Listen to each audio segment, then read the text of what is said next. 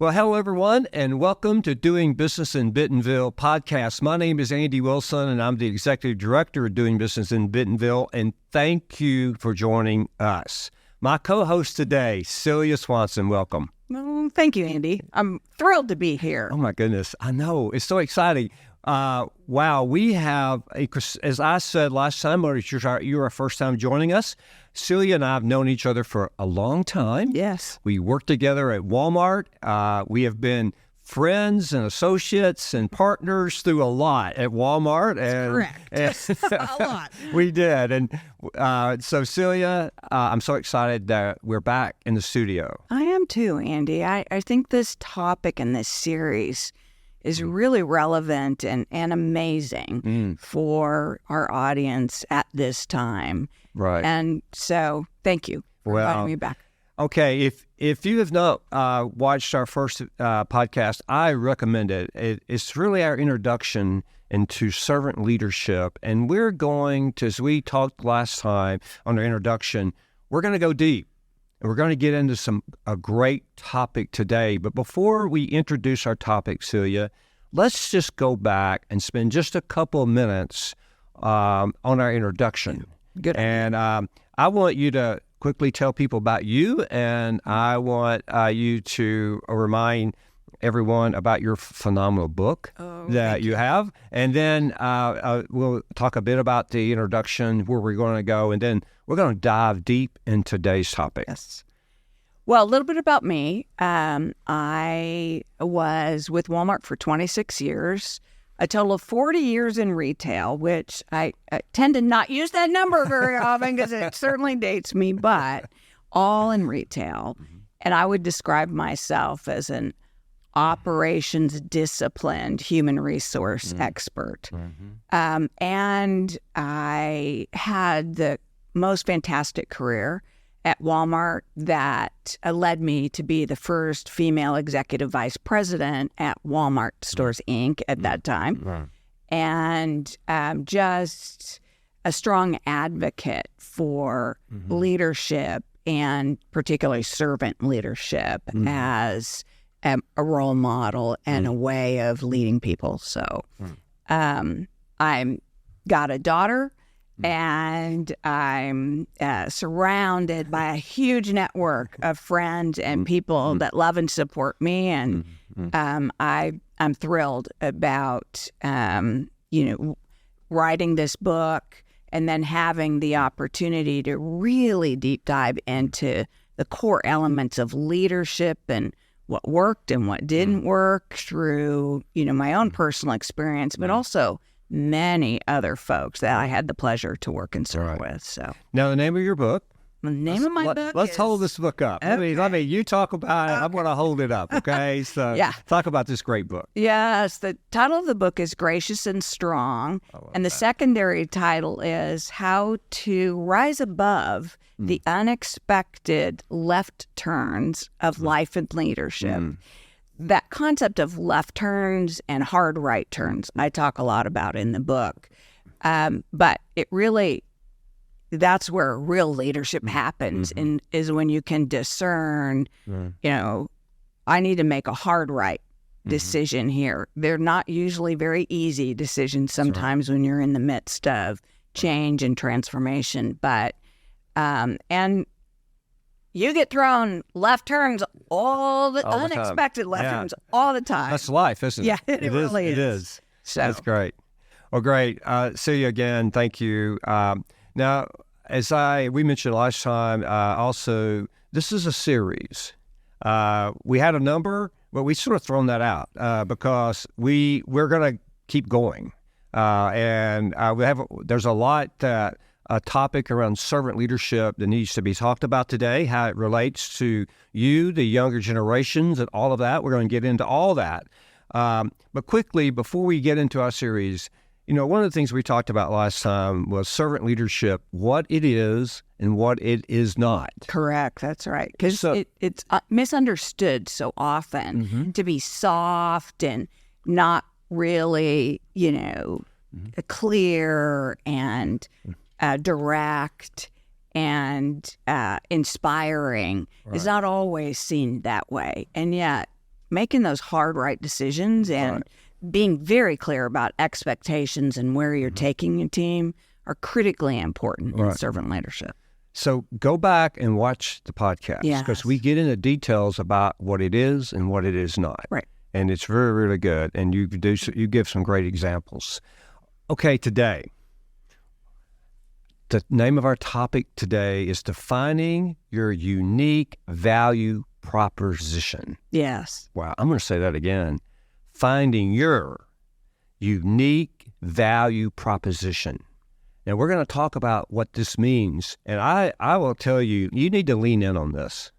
Because if some of this information, if I had known when I began my career, out of school, began my career, I don't think I would have chose a different career because I enjoyed my career at Walmart a lot. Like you said, almost 30 years there. Right. But I would have probably done a much better job of really talking to my leaders and engaging myself in a much deeper way. And I think it would have helped me, and I know it would have helped the people I led. I know it would have helped the company. Right. And so this is going to be great today. So Celia, introduce this topic. And I know it's also, Celia writes about this topic in her book. So you can get much more detail with her book on this topic. But we're going to go a lot of places today. So buckle up and hold on. So Celia, introduce it. Well, it became more clear to me in later stages of my career that I needed to understand my unique value proposition. Why was I sitting in the chair that I was sitting in at the time? There was a reason. People made decisions about me versus others sitting in those chairs of leadership. And at times, being a woman, I was a traditional sit back, listen, observe, and then weigh in. But what I started to understand is the reason I was seated at a lot of these tables is they needed to hear my voice. They needed my perspective that was different from the rest of the people that were sitting around the room. And I had to become really comfortable with understanding it's important to contribute because they didn't want another man in this situation seated in that seat. They needed to hear this perspective. That gave me confidence and fuel to frame my feedback around what was one of the values, that I define when I'm sitting, in those seats. A second would be that defining your personal value proposition is about just really spending some time and understanding what are your values and what will you stand for and what will you not stand for. We'll do a little bit deeper dive in that in just a minute. Absolutely. But, this unique to you value proposition, if you can write it down and live to it, use it as your guide, it gives you confidence and, something that only you own, authenticity about who you are as a person, as a leader, and how you can contribute in a significant way. Wonderful. And we are going to go deep here. And I want you to I want our audience to think about something as you're watching or listening today, because it doesn't matter really what stage you're in your career here. That's right. So let's just get rid of that, because this is you could be at the beginning, be at the middle, or you could be in a place where you want to do something even more significant. You've done significant things, but you feel with your experience, your knowledge, and your skill that you have now collected through the years of your hard work and education, what could you do? And that's exactly where I was recently when I was given this opportunity. I thought deeply about what do I want to do, even in my seasonal life. So we all have those different seasons. So we're going to talk about how you really think through this than how you write it. Yes. Right? Yeah, exactly. And so let's think about that, Celia. What's the first thing, no matter, again, what stage you're in, what season of life you're in, what is the first thing we need to do? Yeah, the first thing is just assess for yourselves what makes you uniquely qualified for this either job, this assignment, this stretch assignment, whatever it is that you want to go tackle in your life. Why would you be the best person for people to select to be on that team or leading that team? And so that's really, a deep self-assessment about what do you bring? Right. And then really honing that down even more into what's your unique skill, experience, perspective that they can count on every time that you're interacting with them love that. in the organization. I love that. So you need to like Celia said, let's spend a moment and you think with us about, okay, your background. Think about your background for a moment. Think about the skill sets that you have and that you've learned and acquired. Think about what you really do bring, as Celia said, to the company, to the special assignment. Right. Think about that. Right. And it's important if you're having trouble trying to narrow that down, perhaps go talk to your partner or to a trusted colleague, somebody who sees you every day or frequently operate and could describe you back to you. Right. It's very helpful to get that other perspective, not just your own. So you really want to think of your identity here. Yes. Think about, your career identity, and then think about what are your values. I know when one of the things I did when I left Walmart, I sat down and I had an opportunity to sit down with the gentleman that I was going to be working with, and I thought about because we were going to do I was moving to leadership and ethics, and so we thought a lot about the leadership, but I began to think about the values. What were my values that I would bring to the organization, and what I wanted really to focus on. And so think about your integrity, think about accountability, think about perseverance, think about discipline. What are those values? What are those things that you will bring to this new assignment or new, as I call it, new season in your life, or a season that you're in that you want to go to, that you want to step it up, right, and redefine yourself, if you will. And it's okay to do that. It's time to maybe you went through something really tragic or a difficult situation in your life, and it doesn't matter what that is. And it's now time. I want to jump back in, but I want to start at this level. Yes. Whatever that is. Now it's time to make that fresh start. Yes. Correct? Yes. And Andy, I would share, my 5 that I have. Please do. First is integrity. When I say something, I mean it sincerely. I will act and behave consistently to that. And I will deliver on what I say I'm going to deliver. But second is respect always. There is no reason to strip anybody of their dignity. I don't care what the situation is. Dominating or, aggressively pushing down someone else for your own progression is really not tolerated in my book, and certainly not in a servant leader. Right.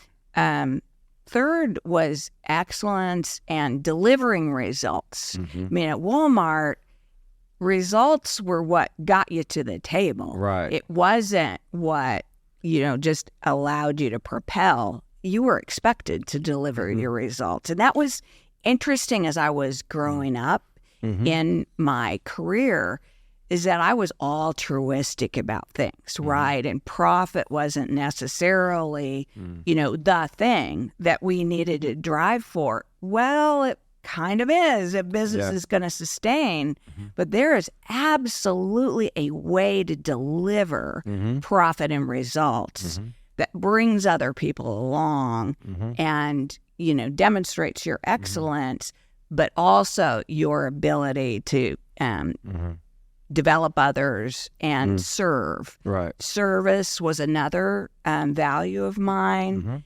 And then being forward-looking. You do not want to be somebody who's just repeating the past. Right. Okay, here's what happened, da-da-da. Yeah. You want to be able to have an ability to see ahead. We used to call it in human resources headlights for the highway that you and your team or organization are traveling on. And so this ability to look forward and project where we're headed and how we're going to be the best team or individual to accomplish that vision. Those are my 5. Those are good. Thanks. And I think we're gonna weave into some of these more. And okay, so now as we suggested to you, stop and think deeply about so far this conversation that we had and these nuggets that we've laid out. I want you to really think. So find a space, find your best space. We all have it. We know, best place we get really comfortable. Just go there, and be comfortable, and then be quiet. Just listen. Think deeply about who you are, those values that Celia and I talked about, those disciplines. Think about that, okay? And then think about, okay, this next period in your life, where you want to go, and think about how you want to be portrayed as a leader. And then, but this is a hard thing. Yes. I mean, it really is. It is a hard thing. And because you are about to be so honest with yourself, and that's what you want to do.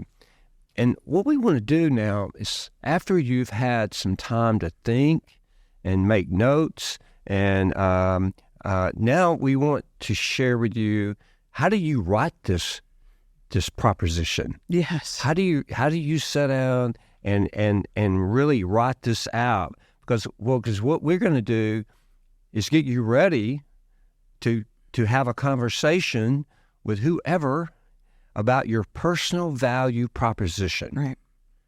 Now, if you don't have that, it's going to change you when you do this. Yeah, it absolutely will. Isn't it? Yes. It's gonna be amazing to take time for you and to really think deeply. And so how do you write it? Well, first thing is you do exactly what we just talked about. Take time to think about your value proposition. Yeah, be authentic when you're thinking about yourself, not what you necessarily want to be in the future. You can be aspirational here, but if you're not behaving or demonstrating that value or that behavior, then don't put it on the paper, because this is what you need to be able to say to people. You can count on this from me, and it's going to add value to the team or whatever. You're right. So be authentic. Yeah, that's a great word. And to use a word that you said earlier, I think it's worth repeating in this, is be present. Yes. Be present. Get rid of all the stuff. Get away from all the chatter. Get away from from all the social media. Put the phone away. Right. And just get real. Right. And be in that moment of present, of where you are and what you really want to do with your life and your career or the next season. So be present. Right. And that's hard. That's hard to do because there's a lot of interruptions. Yes. There's You got to watch this podcast, then you can go do this. That's right. Yeah. You're exactly right. Yeah. And being present is also just about being self-aware. That, okay, I might not like that this is how I get described by others. Well, this is your opportunity to write the script for how you want people to describe you. So you can think about it in that perspective about being self-aware. I used to get introduced at Sam's Club a lot when we would do speaking engagements as, she's such a great cheerleader, she's energetic, she's a popper, to use a Kenny Folk term. Yeah. Which was flattering, but really, what value did that create? It didn't really create a value. Right. It's just that I might be interesting to listen to or whatever. Yeah. And I had to rewrite that script to say, she's a champion for you as a contributor in this organization. And she's an advocate for those who work hard and strive to make an impact in the organization. So I changed those words, cheerleader. That's good.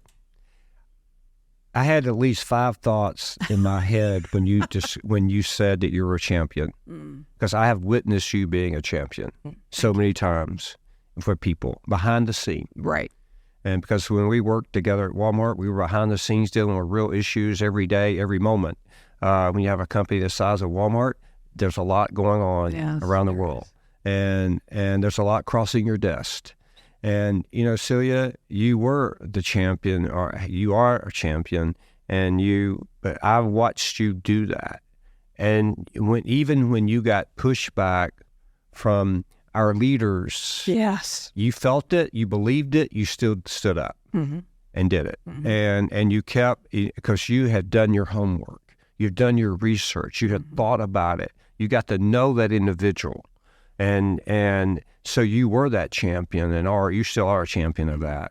But that's such a powerful thing that you just said. I wanted to underline that. Well, thank you. But, I don't think that your leadership always has to be, the front and center, get all the attention. Right. I actually think leadership is all about relationships.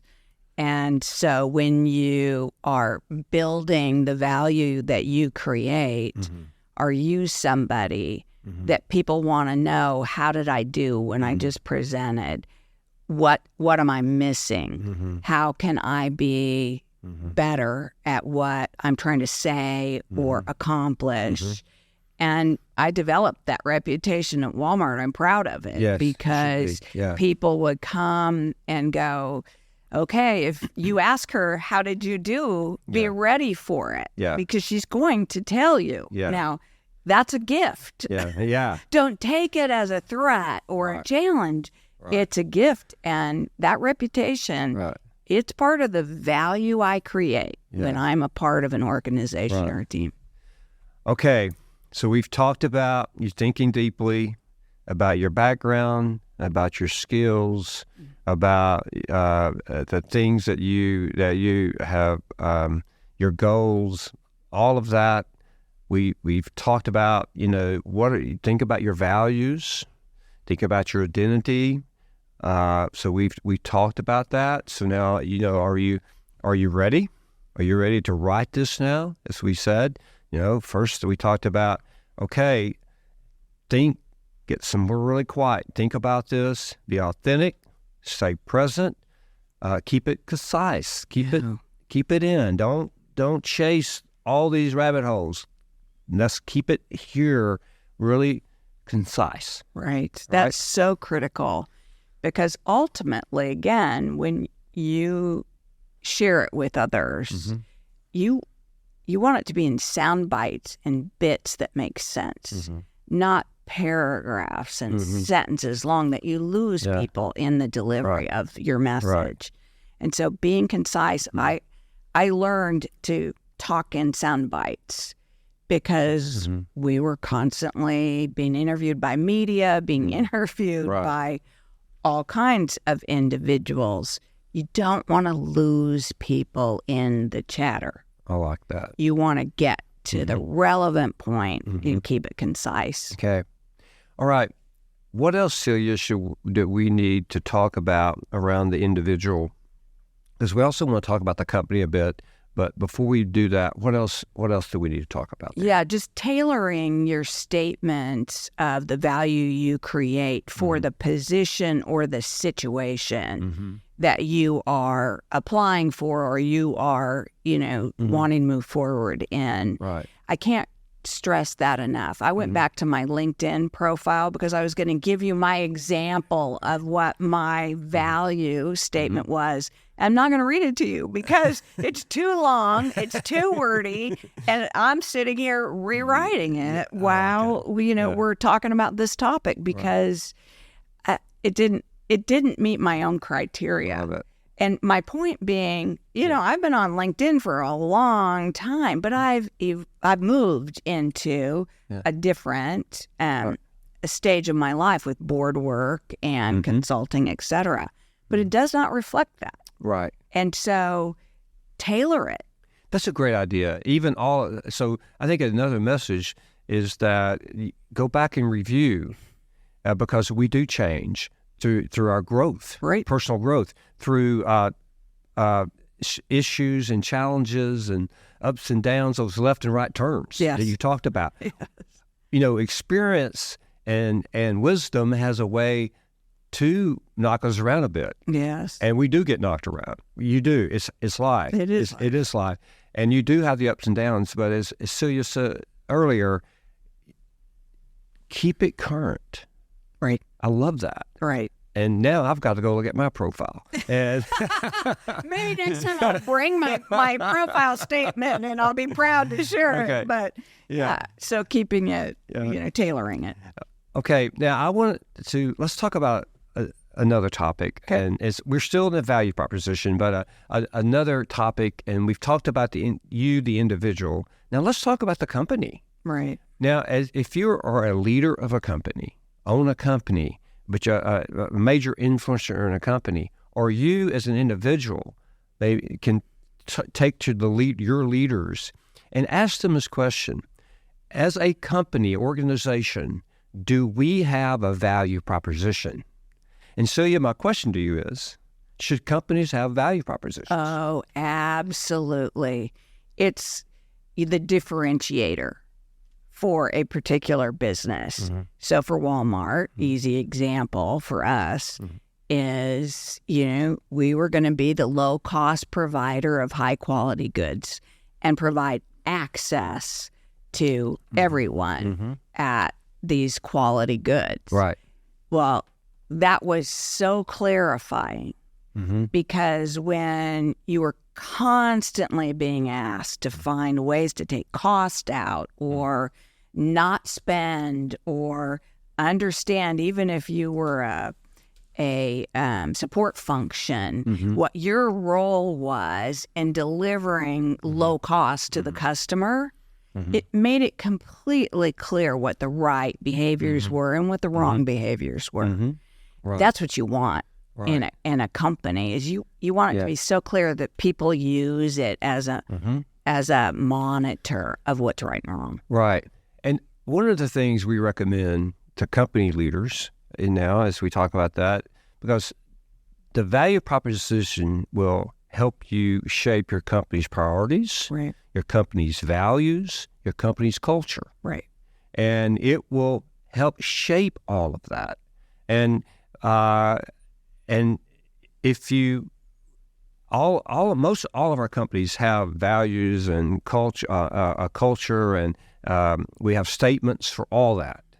But a lot of companies don't bring it all together in a value proposition to really create the transparency that's necessary for successful companies. Right. And it's different than a purpose statement. We're going to talk about purpose statements in another one of our series. That's a good point. It is different. It's, what do you bring to the market that's valuable to the consumer, customer that you're trying to That's right, yeah. serve? Absolutely. That's a great point. What other thoughts do you have about companies and value propositions? If they don't have a value proposition, be the igniter to get that accomplished. Okay. I used to think, well, that's somebody else's job. Well, I'm not, high enough in the leadership chain to be able to be able to contribute that way. Wrong. Right. Correct. Every organization wants smart, innovative, and, risk takers in their organization. Use your voice and speak up. If you've got a point of view, or if you actually can think about a way that you could pull all the right people in the room to talk about it, then be the one that suggests that. Right. You will be shocked at how many times you get a yes, you can do that. Right. Well, okay. So we have a book. So this is your start. Okay. When you're ready, because it's much more detailed than we talked about today. There'll be articles on the Doing Business in Bentonville website about these topics as we roll these videos out, these podcasts out. So, Celia, as we wrap up this value proposition thinking, right?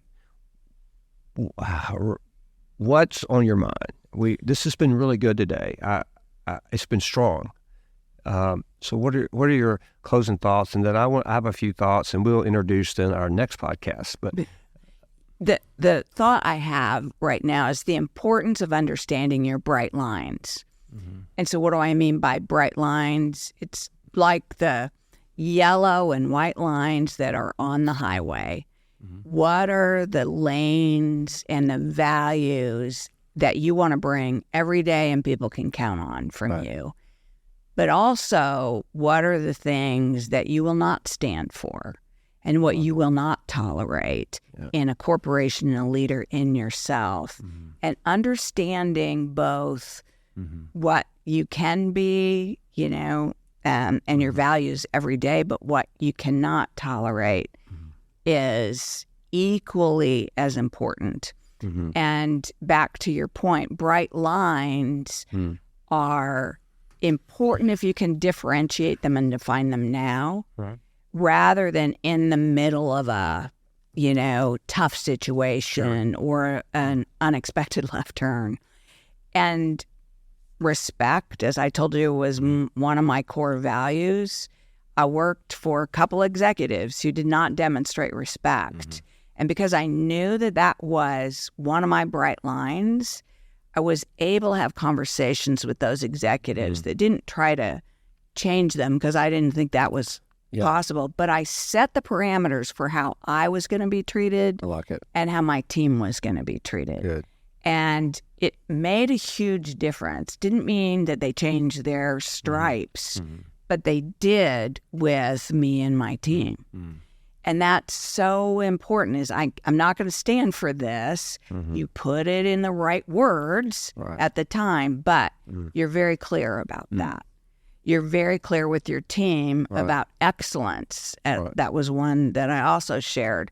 What does excellence look like? Why am I'll reward you, but why will I come around and give you the hard feedback if you're not delivering excellence? I love it. That's what I mean by bright lines.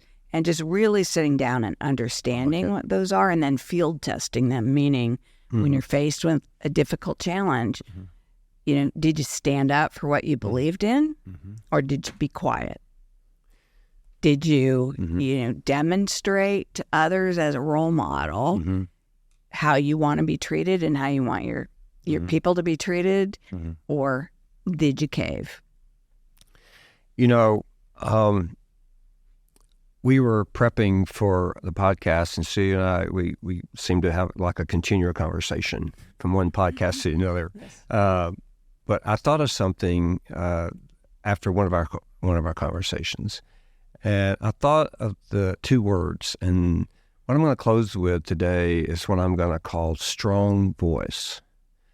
You actually used those words in one of our conversations, and I wrote it down because we need to have a strong voice. Yes. It's very, very important. So, see, your voice is not just the sound coming out of your mouth. It's the signature coming out of your life. I want you to think about that for a moment. Our voice, your voice, is really our signature of our life. we have talked about life stuff today. Also, your strong voice is the unique sound that's emerging from the chorus of life messages within you. Because we talked skill. Yes. We talked about your experience.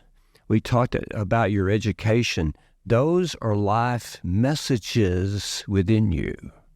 What we've talked about today is that you've taken those life messages and redefining or defining your value proposition. Your voice is also the music that resonates forth as you operate within your creative and discovered gifts. Yes, I love that. In that, we have those, you have those. We're encouraging you to think about those, that creative juices inside you, that creative gifts that you have, and put those down. Yes, it should be part of your value Yeah. proposition. You know, and it's the discovery which is very distinctive about me and you. We are such distinct individuals. Yes. And we bring all of this to where we work, where we play, the people that we hang out with, the things that we do for work, for fun, for passion, whatever. We think about that. And, you know, I like C.S. Lewis. I like reading him. And there's a quote that I remembered, and I had to look it up to make sure I had it right, but I love what he said. He said, "True humility isn't thinking less of yourself, it's thinking of yourself less." Oh, yeah. And we're saying to you that by doing this homework, a bit of work, it is very humbled. Mm-hmm. It is, but we're asking you to think of yourself less by putting these things down and then going to your leaders and saying, this is about what I'm going to bring here, but look what we can do. Yes. With these. If you put me in these positions of and give me this opportunity, or I'm ready for this next season or this challenging assignment, I tell you, this is who I am. And this is what I will do and bring to the table. Yeah. And as we said, this is servant leadership, and it is not easy, weak leadership. It's strong. Right. You have a voice, a strong voice. Use that. So that was beautiful, Andy. You're exactly right. Think about that. Think about your voice, and let's make that voice strong. Yes. And I hope that we have given you some ideas, some things to equip you today. And then we want to really challenge you to do the things we suggested for you. And then we'd love to hear from you. Absolutely. Well, as Andy said, we'll have some content on the website to help you in some of the details of this process, or thinking through your values and bright lines. But we would love to hear back from you. Okay. So, Celia, defining your unique value proposition. Right. What a great conversation. I enjoyed it. And I wish someone had had this conversation with me far earlier in my career. Me too. Than the self-discovery, self-stumbling process. And telling me if you liked your job, how you're going to keep it. You know, I would have loved to have a different conversation. Right. Okay. Well, it's been such a great podcast. So let's introduce the next podcast. Okay. So the title is Leading with Grace. Right. Talk about that. Well, again, back to the servant leadership model. And the way I came up with the title of my book is someone described me as being gracious and strong. And I went, wow, A, what a compliment, but B, I have to live up to that because I really like that. Right. And so this leading with grace naturally, as I went through my journey of what does that look like and how do I help others, became a model of servant leadership. Good. And so it's my version of the mind, the heart, and the respect. Wow. Okay. I can't wait. I'm excited about it. Again, thank you so much for joining us today. We appreciate that you are listening and watching us. and you're doing it on our Doing Business in Bentonville website, doing it on Spotify, Apple, and YouTube. So we're excited about all that. Yeah, we are. Yes. So Celia, thank you. Oh, It's been a wonderful conversation. it has been a great conversation, Yes. Andy, and I thank you. Okay. All right. Thank you, everyone, again. We look forward to talking with you very, very soon. Thank you. Goodbye.